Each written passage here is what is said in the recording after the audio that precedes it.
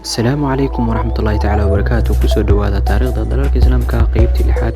Qeybta lixaad maanta waxaan ku eegi doonaa dalka Suuriya. Suuriya maanta waa dal burbursan, dagaallo badan ayaana hareeyay, waxay saameysay shacabka oo dhan. Labo magaalo taariikhi ah ayayna leedahay, waxaana lagu magacaabaa Xalab iyo Dimashq. Waa magaalooyinka ugu waaweyn dhanka wax soo saarka markii loo eego. Dimashq waa caasimadda Suuriya. Qalcadooyinka Xalab waa qalcad taariikhi ah, waxaana la dhisay miilaadiyadii ka hor. Saameynta ugu badan waa dagaallo ahli ah oo saameeyay. Dagaalada Suuriya waxaa dhintay 27,000 oo dad ah. Wax soo saarka dalkaasi waa 45%. Baaxadda waxaa lagu qiyaasaa 186,475 kiiloomitir iskuweer. Dadkeedana waxaa lagu qiyaasaa 22,550,000 oo dad ah. Bilowgii guurka Carabta ayaa ka bilowday iyadoo loo soo horjeedo nidaamka Bashaar al-Assad. Caasimadda Dimashq mudaharaadyo ayaa ka socda nidaamka Bashaar al-Assad looga soo horjeedo.